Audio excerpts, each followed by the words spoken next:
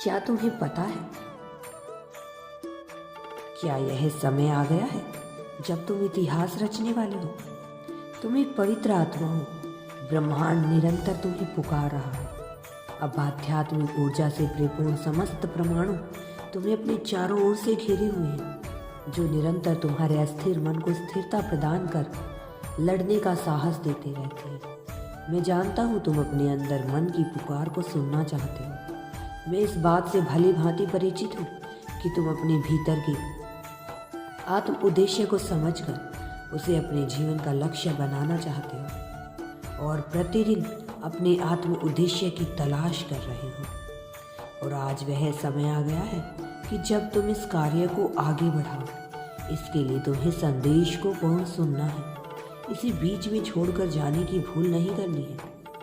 मैं तुम्हें बताना चाहता हूँ कि तुम अब क्या करने वाले हो।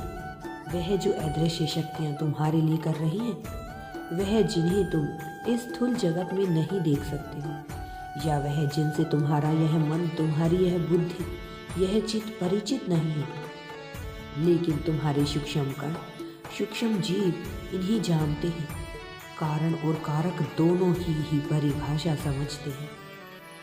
मेरे बच्चे, तुम आज जहाँ पर हो यहाँ तक स्वयं नहीं आए हो, अपितु तुम यहाँ पर लाए गए हो।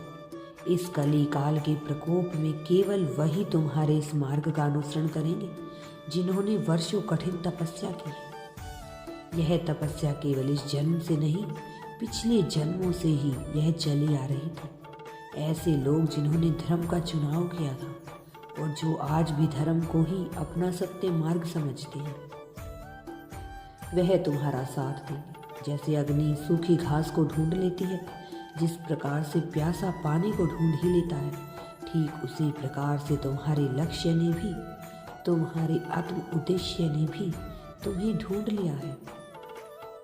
अमूर्त रूप धारण करके बहुत सी दिव्य आत्माएं तुमसे संपर्क साधने का प्रयत्न करेंगी। वह लक्ष्य जिसे जानने को तुम अब तक उत्सुक थे, वही लक्ष्य जिसे पाने के लिए तुम्हारा मन निरंतर उफान मार रहा था, अब वह तुम्हें प्राप्त होने वाला है।